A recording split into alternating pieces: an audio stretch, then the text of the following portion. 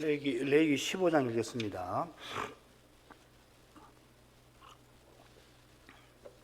여호와께서 모세와 아론에게 일러 가라사대 이스라엘 자손에게 고하여 이르라. 누구든지 몸에 유출병이 있으면 그 유출병을 인하여 부정한 자라. 그 유출병으로 말미암아 부정함이 이러하니 곧 몸에서 흘러나오든지 그것이 엉겹든지 부정한 즉 유출병 있는 자의 눕는 상은 다 부정하고 그의 앉았던 자리도 다 부정하니 그 침상에 접촉하는 자는 옷을 빨고 물로 몸을 씻을 것이며 저녁까지 부정하리라. 유출병 있는 자의 앉았던 자리에 앉는 자는 옷을 빨고 물로 몸을 씻을 것이며 저녁까지 부정하리라. 유출병 있는 자의 몸에 접촉하는 자는 옷을 빨고 물로 몸을 씻을 것이며 저녁까지 부정하리라. 유출병 있는 자가 정한 자에게 침을 뱉으면 정한 자는 옷을 빨고 물로 몸을 씻을 것이며 저녁까지 부정하리라.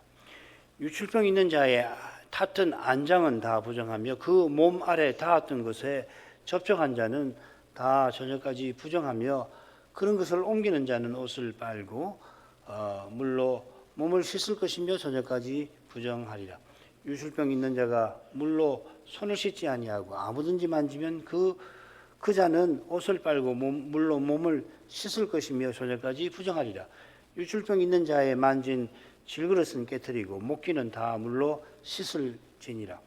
유출병 있는 자는 그 유출이 깨끗하여지거든 그 몸이 정결하기 위하여 7일을 계산하여 옷을 빨고 흐르는 물에 몸을 씻을 것이요 그리하면 정하리니 제8일에 산비둘기 둘이나 쥐비둘기 새끼 둘을 자기를 위하여 취하고 회막문 여호와 앞으로 가서 제사장에게 줄 것이요 제사장은 그 하나는 속죄제로 하나는 번제로 드려 그 유출병을 인하여 여호와 앞에 속죄할지니라.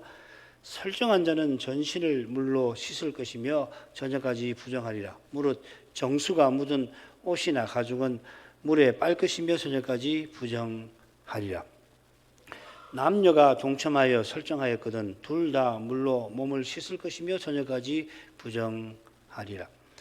어떤 여인이 유출을 하되 그 유출이 피면 7일 동안 불결하니 무릇 그를 만지는 자는 저녁까지 부정할 것이요 그 불결할 동안에 그의 누웠던 자리는 다 부정하며 그의 앉았던 자리도 다 부정한즉 그 침상을 만지는 자는 다 옷을 빨고 물로 몸을 씻을 것이요 저녁까지 부정할 것이며 그 좌석을 만지는 자도 다 옷을 빨고 물로 몸을 씻을 것이요 저녁까지 부정할 것이며 그의 침상과 무릇 그 좌석에 있는 것을 만지는 자도 저녁까지 부정할 것이며 누구든지 이 여인과 동침하여 그 불결에 전염되면 7일 동안 부정할 것이라. 그의 눕는 상은 무릇 부정하니라. 여인의 피의 유출이 그 불결기 외에 있어서 여러 날을 간다든지 그 유출이 불결기를 지난다든지 하면 그 부정을 유출하는 날 동안은 무릇 그 불결한 때와 같이 부정한즉 무릇 그 유출이 있는 날 동안에 그의 눕는 침상은 그에게 불결한 때의 침상과 같고 무릇 그의 앉는 자리도 부정함이 불결의 부정과 같으니 이런 것을 만지는 자는 무릇 부정한즉 옷을 빨고 물로 몸을 씻을 것이며 저녁까지 부정할 것이요 그의 유출이 그치면 7일을 센 후에야 정하리니 그는 제8일에 산비둘기 둘이나 쥐비둘기 새끼 둘을 자기를 위하여 취하여 회막문 앞 제사장에게로 가져올 것이며 제사장은 그 하나는 속죄제로 그 하나는 번제로 드려 유출로 부정한 여인을 위하여 여호와 앞에 속할지니라. 너희는 이와 같이 이스라엘 자손으로 그 부정에서 떠나게 하여 그들로 그 가운데 있는 내 장막을 더럽히고 그 부정한 중에서 죽음을 면케할지니라.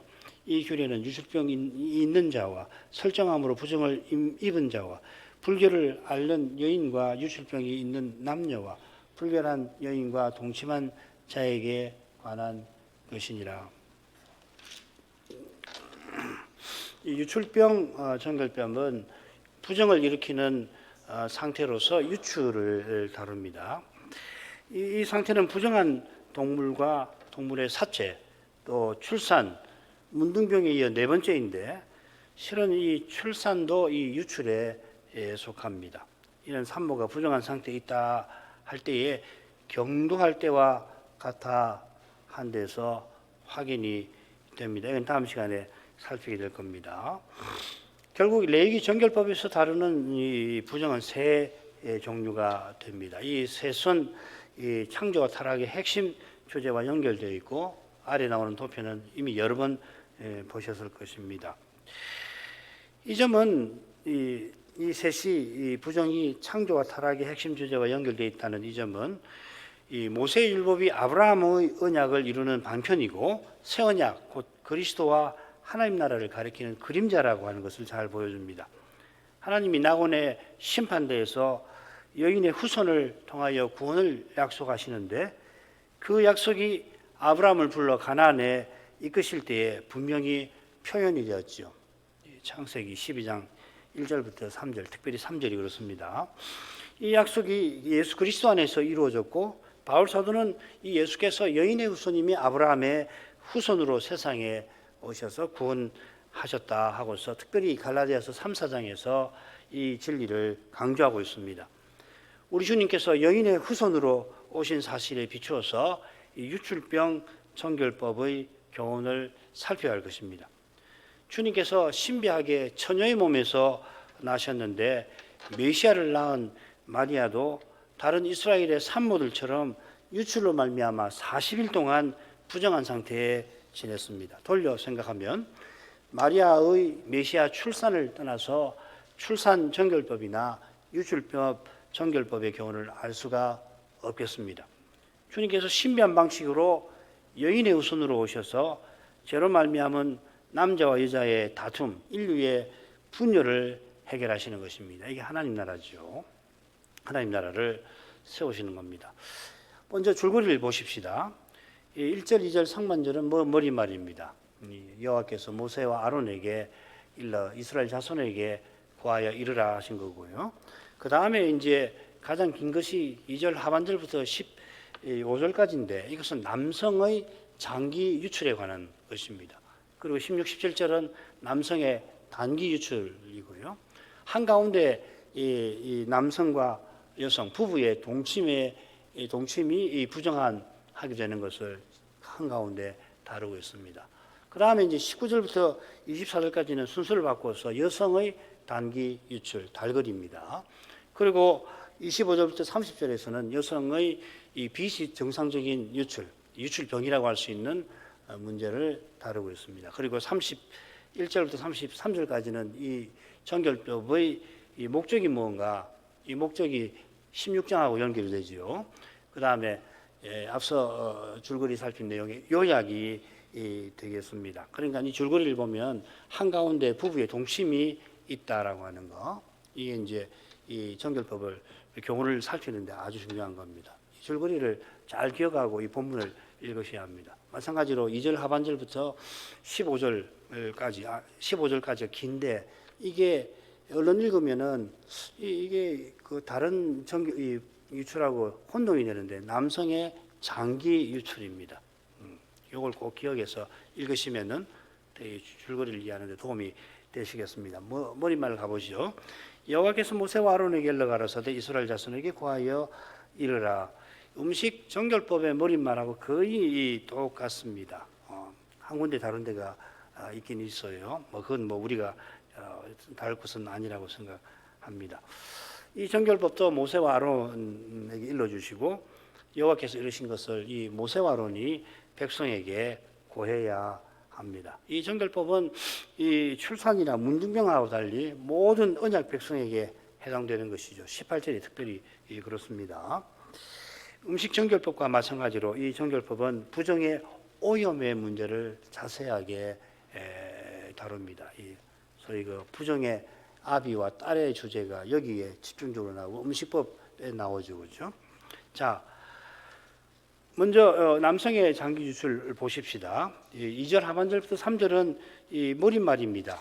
어떤 사례면은 이 경우에 되는가? 유출병이 있으면 부정한 자라. 그리고 이제 4절부터 12절까지 여러 이 부정의 오염의 문제를 길게 다루고 있습니다. 그 다음에 13절부터 15절은 이 장기 유출이 남성의 장기 유출이 나오면은 그가 밟아야 할 정결례를 다루고 있습니다. 그러면 머리말로 가보죠. 누구든지 몸에 유출병이 있으면 그 유출병을 인하여 부정한 자라. 그 유출병으로 말미암아 부정함이 이러하니 곧 몸에서 흘러나오든지 그것이 엉겹든지 부정한 즉. 이 누구든지라고 우리가 흔히 쓰는 말이지만 사실 원문으로는 이게 흔히 쓰이지 않는 표현입니다. 성결 법전에 자주 이 표현이 나옵니다. 이게 남자라고 하는 낱말, 히브리 말로 이슈라고 하는 말인데 이걸 두 번 겹쳐서 썼습니다. 그래서 이 지금 남성의 장기 유출이라고 하는 것, 남성의 사례라고 하는 것을 강조하고 있고, 특별히 이 정결법은 남자와 여자의 관계를 다루는 점과도 붙어 있을 것 같습니다. 몸의 유출병이라 했는데 이게 이제 이 정결법에서 다루는 부정의 상태죠. 이 몸이라고 새긴 낱말은 네 개의 정결법에 공통적으로 나오는 그 육신, 살이라는 말, 히브리 말로 바사르라는 말입니다. 신약에 오면은 사르크스, 아마 우리 교우들은 이 히브리 헬라어 말 다 들어보셨을 겁니다. 사르크스라고 하는 건데요. 살이죠, 살, 혹은 육신입니다. 음식 정결법에는 살이라고 고기라고 돼 있죠, 그죠? 이게 다 나옵니다. 3절에도 몸이 나오는데 역시 이 살입니다. 유출이라고 하는 것은 뭐냐면 남녀의 생식기에서 통상적으로 일상적으로 나오는 그 소변을 제외한 액체입니다. 이렇게 생각하시면 제일 간단합니다. 물론 이 경우는 단기 유출, 즉 설정과 다른 장기 유출을 가리킵니다. 지금 이 남성의 장기 유출입니다. 소변 외에 액체가 하루가 계속해서 이제 나오는 걸 말하는 겁니다.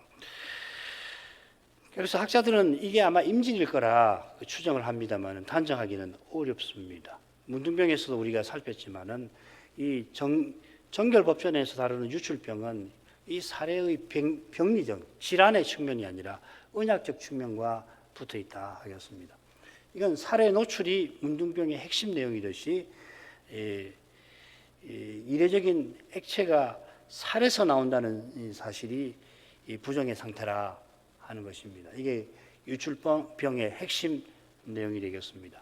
요컨대 이 유출병은 여호와 하나님이 태초에 생육하고 번성하라 하신 우리 시조가 선악과 금령을 범한 결과로 남녀 관계가 저주 아래 있게 된 것을 상징하는 겁니다. 하나님께서 낙원에서 뱀을 심판하실 때 여인의 후손이 태어날 거라 암시를 하시지요. 그런데 여자가 후손을 낳을 때 극한 고통을 맛볼 뿐만 아니라 남편과 적대적 관계에 놓을 것이라 경고, 저주하셨습니다. 이런 배경에서 이스라엘 남자와 여자가 여인의 후손, 곧 메시아를 낳기 위한 활동이 부정의 아비가 되는 겁니다. 이것은 한나가 사무엘을, 또 이새의 아내가 다윗을 낳고도 40일간 심각한 부정의 상태에 있었던 것과도 붙어 있습니다. 장기 유출은 그야말로 유출병이라고도 부를 수 있지만은 단기 유출까지를 고려하면 그냥 유출이라고 부르는 게 낫지 않을까 생각합니다. 설령 장기 유출이라도 그게 곧 죄는 아니고 죄로 말미암았다고 단정해서 말해도 안 될 것입니다. 여호와께서 메시아를 여인의 후손으로 보내셔서 우리 인생이 죄로 말미암아 죽고 서로 다투는 이 죽음의 문제를 해결하실 그런 거룩한 뜻에서 이 유출을 이 부정의 상태로 하나님이 정하신 것입니다. 그 다음에 이 유출이 이제 어떻게 옮기는가 하는 것이 이제 길게 다뤄져 있습니다. 읽지는 않겠습니다. 사례를 제가 설명을 해드리겠습니다. 이게 크게 비슷한 패턴으로 둘로 나옵니다. 처음에 보면 유출병자가 눕는 침상이나 그가 앉았던 자리에 관한 내용이 나옵니다. 이게 이제 침상이나 자리가 그 사람의 유출로 말미암아 오염이 되는 거죠. 부정해지죠, 그죠? 그리고 부정의 딸이 되는 겁니다. 그런데 이게 다른 것을 오염을 시켜요. 그러니까 부정에 따르면서 동시에 부정의 아비가 되는 경우입니다. 그래서 이 침상과 자리에 접촉한 경우에 그 사람은 부정하게 되어서 옷을 빨고 몸을 씻어야 한다고 5절, 6절에 각각 그 사례가 나오는 겁니다. 이게 이제 첫 번째입니다. 두 번째는 뭐냐면 유출병자의 몸에 접촉을 하는 겁니다. 접촉한 사람이 부정해집니다. 그 사람은 부정의 딸이에요. 그러니까 이 유출병자의 몸에 접촉한 사람이 또 누구를 만졌다고 해서 그 사람이 부정해지는 건 아니란 말이죠. 부정이 거기서 끝나버리는 겁니다. 부정의 딸인 겁니다. 그 다음에 유출병자가 누구에게 침을 정한 사람에게 침을 뱉으면은 그 침이 닿은 사람이 부정하게 되는데 부정해진 그 사람을 옆에 있는 사람이 만진다고 해서 부정해지지 않는단 말이죠. 부정이 거기서 끝난단 말입니다. 이게 부정의 딸에 관한 경우입니다. 그 다음 똑같은 패턴으로 19절에 보면은 유출병자가 앉았던 그 안장이나 그 몸 아래, 그 살 아래, 그 생식기죠, 그죠? 생식기 아래 닿았던 것은 역시 똑같이 부정해지면서 다른 것을 부정하게 만드는 것이다. 해가지고 그 사례가 10절, 11절에 부정해지는 경우가 나오는 거죠, 그죠? 그래서 안장에 닿았던 사람이나 그걸 옮기는 사람은 부정의 딸이 되는 거죠. 그 자기만 부정해지고 남은 부정해지게 안 하는 겁니다. 안장하고 그 몸에 닿았던 그것이 부정해지는 동시에 다른 것을 부정하게 만드는 거죠. 그 다음에 11절, 12절은 유출병자가 씻지 않은 손으로 뭘 만졌으면은 그 사람을 만졌으면 만진 사람이 부정해진다. 부정해진 사람은 다른 사람을 부정하게 만들지 않는다. 그 다음에 이 질그릇과 목기 경우는 부정해지니까 이 질그릇은 깨버리고 목기는 씻어서 다시 써라. 뭐 이런 경우가 되겠습니다.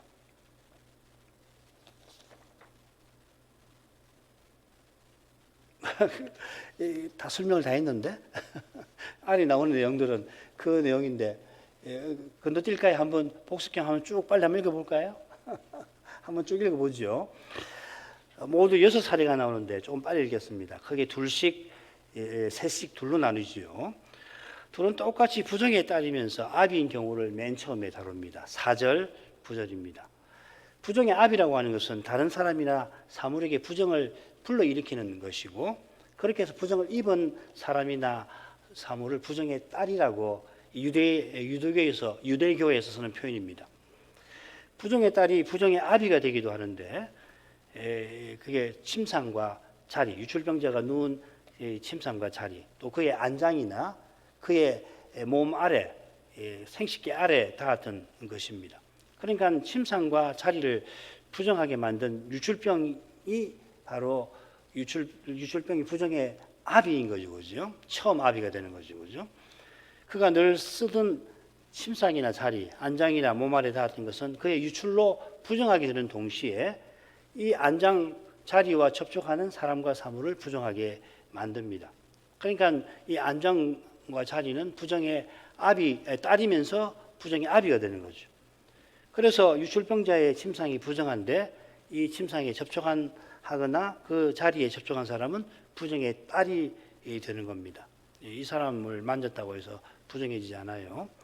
마찬가지로 그의 몸 아래 닿았던 것에 접촉한 사람이나 그걸 옮기는 사람은 부정의 딸이 됩니다. 부정의 아비가 되지 않습니다.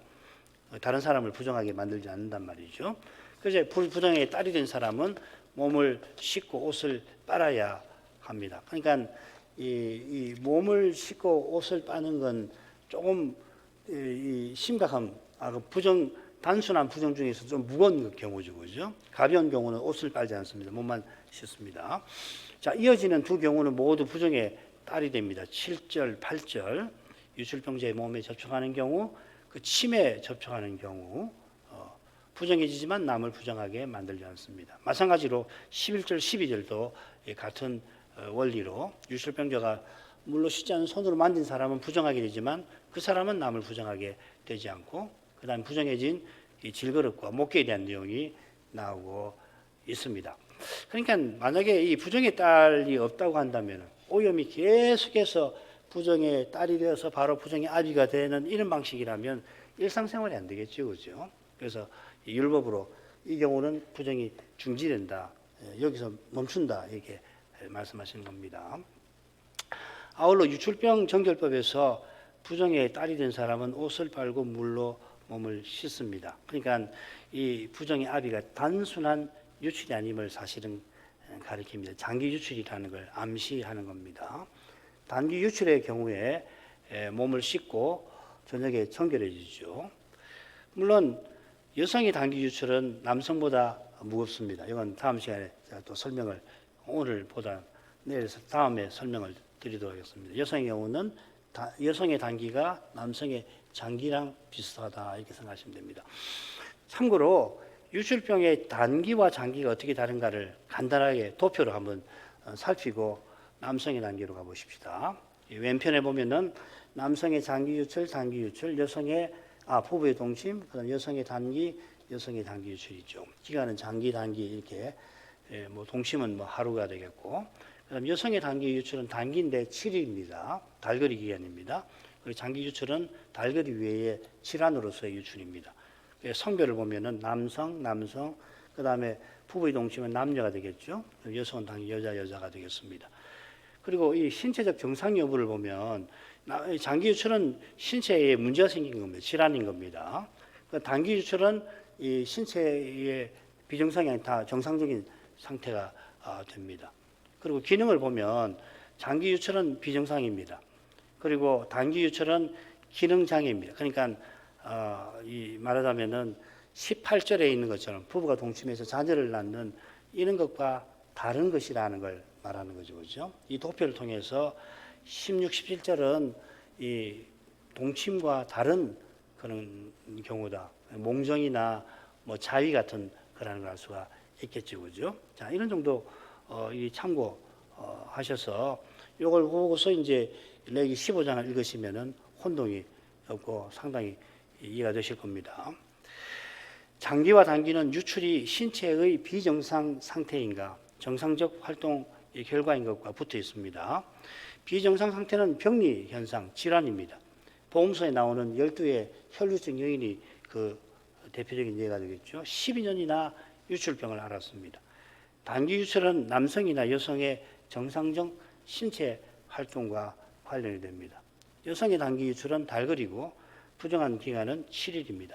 남성은 설정이니까 부정한 기간이 하루가 될 것입니다. 이 자위나 뭐 몽정 같은 겁니다. 한가운데 부부의 동침이 별도로 다뤄져 있는데 이는 신체적 기능적 정상이지만 무엇보다도 언약을 이루는 행위라는 점에서 다른 경우와 구별됩니다. 이런 줄거리가 유출병 정결법의 법적 정신을 헤아리는 데 도움이 되겠죠. 그죠? 맺은 말로 하십시다. 유출병이 있는 자는 그 유출이 깨끗하여지거든 그 몸이 정결하기 위하여 7일을 계산하여 옷을 빨고 흐르는 물에 몸을 씻을 것이요. 그리하면 정하리니 제8일에 산비둘기들이나 집비둘기 새끼 둘을 자기를 위하여 취하고 회막문 여호와 앞으로 가서 제사장에게 줄 것이요. 제사장은 그 하나는 속죄제로 하나는 번제로 드려 그의 유출병을 인하여 여호와 앞에 속죄할지니라. 남자의 경우죠. 장기 유출을 인한 남자가 그 유출이 깨끗해질 경우 정결례를 밟아야 합니다. 유출 질환이 나은 것입니다. 이 경우에 그 몸이 정결하기 위하여 7일을 지내야 된다 했습니다. 그 몸 혹은 살이라는 표현이 없어요. 예. 그의 정결함을 위하여 이렇게 새기면 좋습니다. 이게 출산정결법이나 문둥병 정결법에 공이 나오는 아주 중요한 표현입니다. 이번이 7번째인데 정결법전에만 이 정결함이라는 말이 나옵니다. 산모가 출산 후에 7일 지나면 33일 동안 이 정결함의 기간을 지내야 하죠. 유출병에서 낳은 사람도 7일이 지나면 이 정결함의 기간이 지나서 정결례를 밟는 거죠. 그는 옷을 빨고 흐르는 물에 몸을 씻습니다. 살을 씻습니다.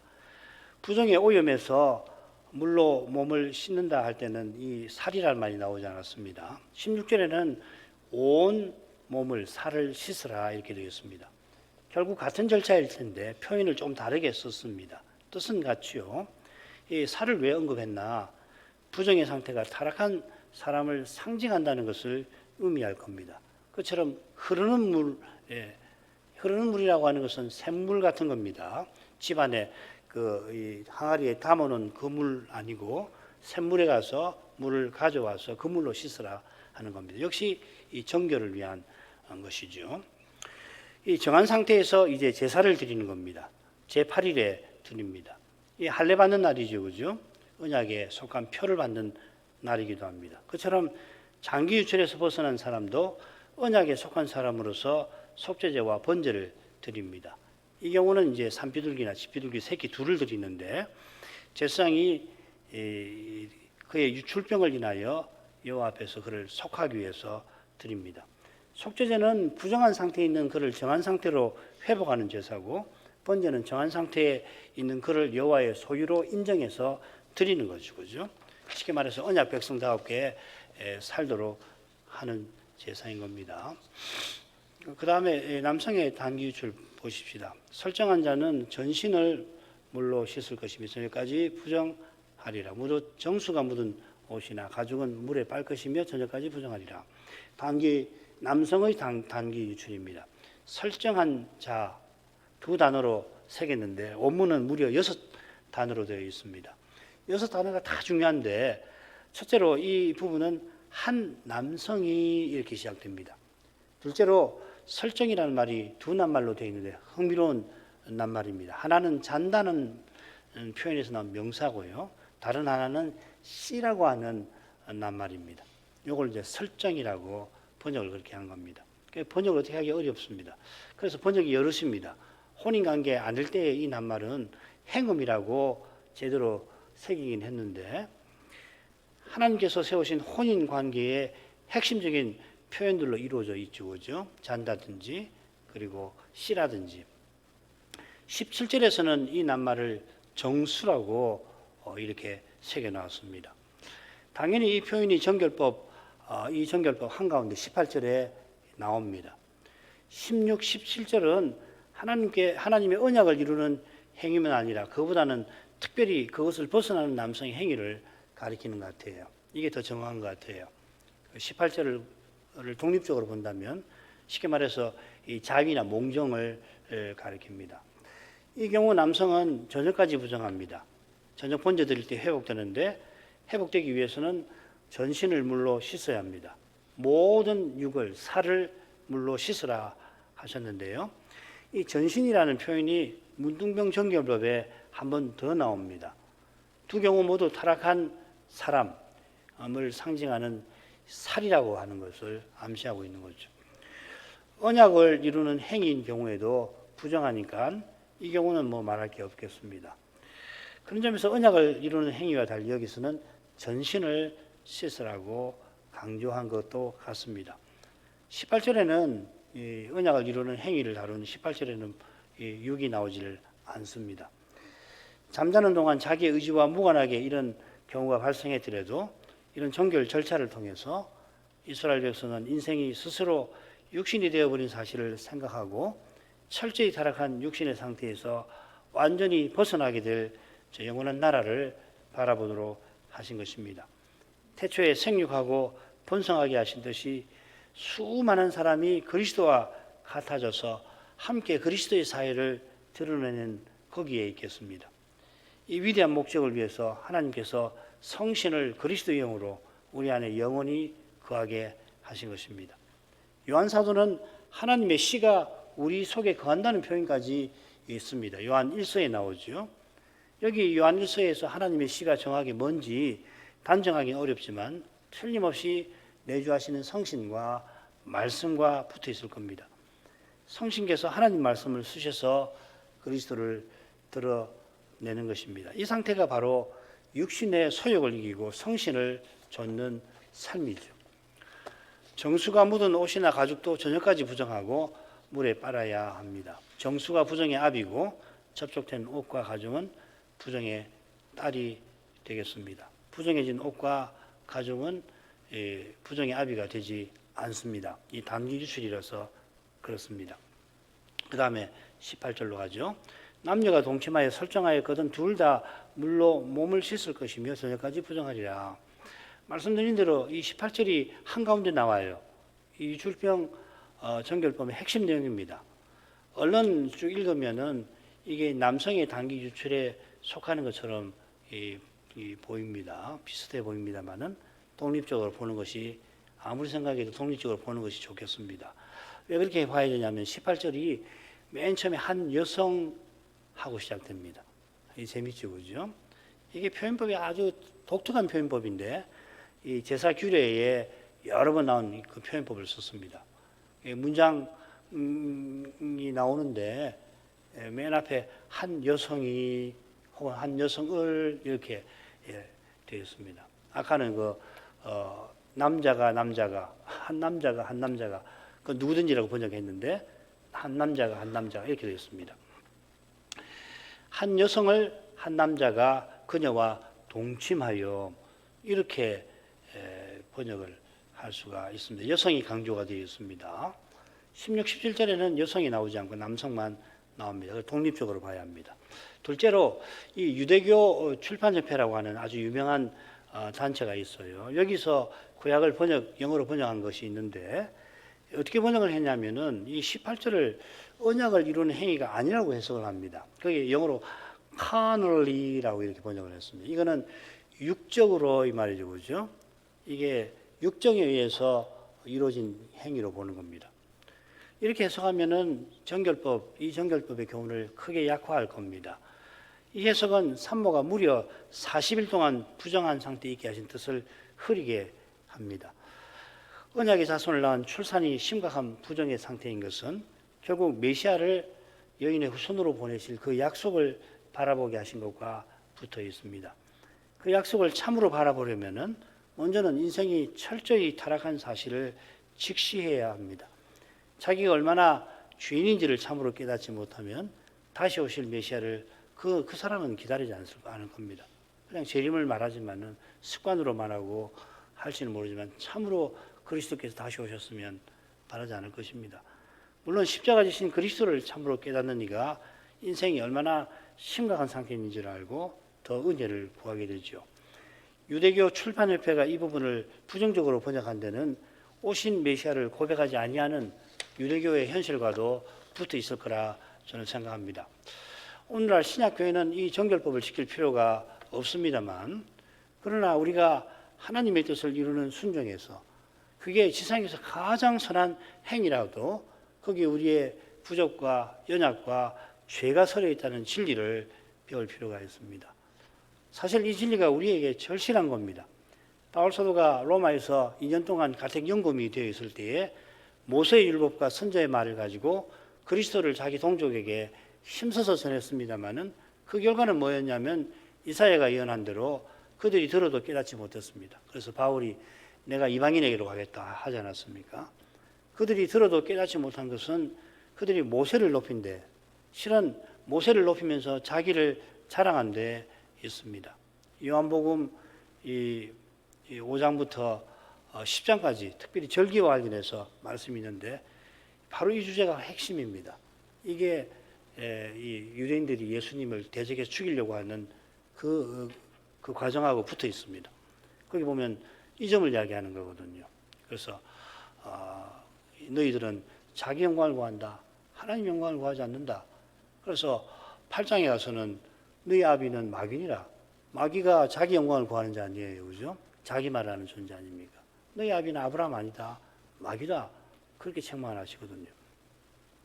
사람의 영광을 구하는 이에게는 하나님의 영광이 그리스도를 통해서 찬란히 비치는 것을 못 봅니다. 이런 일은 주님과 사도시대에만 그 시대 유대인만 아니라 신약교회도 얼마든지 일어나고 있고 우리가 바로 그런 시대를 살고 있다 하겠습니다. 기도를 제목 읽겠습니다. 여호와께서 이스라엘 어머니가 언약의 잔재를 낳은 출산을 심각한 부정의 상태로 지정하신 것처럼 언약의 부부가 언약을 이루는 행위도 부정의 상태로 지정하셨습니다. 이는 결국 이스라엘이 여인의 후손으로 오실 메시아를 바라보도록 하신 겁니다. 메시아를 참으로 바라보려면 인생이 스스로 부패했다는 것을 직시해야 합니다. 부정의 상태는 이 진리를 이스라엘에게 교훈합니다. 이 교훈이 레위기를 포함하여 모세의 율법에서 비치고 있어서 신약교회가 구약에서 그리스도를 전할 때에 주의 영광이 비록 청든 거울로 보는 것 같지만 우리의 마음에 비칩니다. 이 영광이 우리가 믿음의 길을 걸어가는데 절실합니다. 이 주님의 영광을 비치고 보는 일이 없이는 신약교회도 구약교회처럼 두려운데 추락할 수 있습니다. 물론 우리 대제사장께서 항상 살아서 기도해 주셔서 구약교회처럼 다 베드로 망하는 건 아니고 참된 교회와 신자가 적그리스도의 미혹과 대한난도 능히 이기게 하실 것입니다. 이런 두려운 시대가 우리에게 점점 가깝다고 일러 주셨으니까 우리가 구약교회처럼 자기 영광을 구하는 데에서 늘 벗어나도록 날마다 자기를 부인하도록 힘써야 하겠습니다. 유출병 청결법에서도 이 교훈을 더 받아 나갈 수 있기를 구할 것입니다. 신학교와 신학생들 위해서 기도해 주십시오.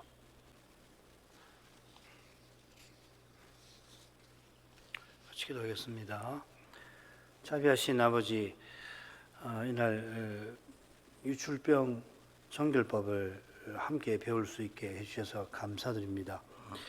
우리 주님께서 12살 먹은 야이로의 죽은 딸을 살리러 가시는 길에 12의 유출병에 시달린 그 여인을 고쳐주신 그 표적이 얼마나 중요한 교훈과 의미를 담고 있는지를 알려주신 덕분에 비록 그 교훈과 의미에 관하여 저희의 깨달음이 여전히 부족하지만은 주님께서 행하신 그 표적을 통해서 옛적의 여호와께서 이 정결법, 오늘날 우리에게는 낯선 이 현상 상태를 부정한 상태로 지정하신 거룩한 뜻도 우리 주님을 통해서 조금이나마 헤아릴 수 있게 된 줄 압니다.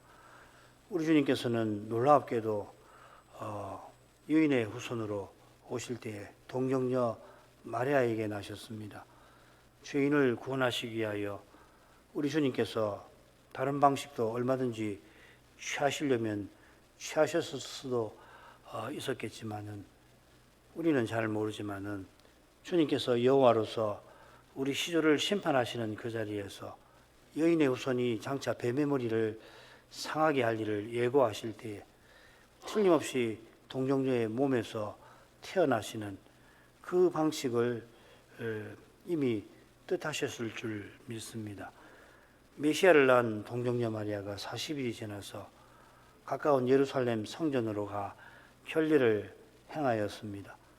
그처럼 주님께서 신비하게 출생하시면서 우리의 생각을 넘어서는 방식으로 우리와 함께 해주신 줄 압니다. 바울은 죄 있는 육신의 모양이라는 표현을 써가면서 우리가 미처 다 깨닫지 못하는 그리스도의 신비하게 낮아지심을 교훈하였습니다.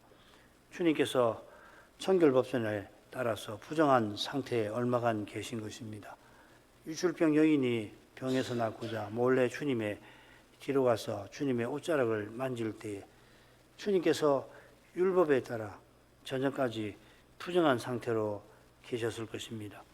죄 없으신 주님이시니 부정한 상태에 떨어지신 것이 아니라 주장하는 이도 있습니다만은 그러나 부정한 상태가 그 자체로 죄인 것은 아니라고 하면 우리 주님께서 율법을 따라서 부정한 상태에 계시면서 우리 인생이 타락하여 육신이 된 그 사실이 얼마나 두렵고 부끄럽고 끔찍한 것인가를 몸소 맛보아 주신 것인 줄 믿습니다.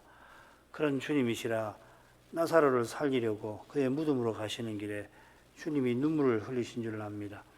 나사로의 죽음을 예도하며 눈물을 흘리는 그 사람들의 슬픔이 죽음의 두려움을 제대로 헤아리지 못하는 그런 슬픔인 것을 아시고는 주님께서는 죽음 앞에 속수무책인 인생의 그 비참한 상태를 아시고 그렇게 슬퍼하신 줄 압니다. 자비하신 아버지, 유출병 정결법을 내리신 거룩한 뜻이 오실 메시아를 여인의 후손으로 보내시는 거기에 있음을 더욱 깨닫게 해 주시옵소서. 그리하여 지금 이곳에서 혼인하며 가정을 이루고 살아가게 하시는 그 거룩한 뜻을 더욱 받들 수 있기를 원합니다.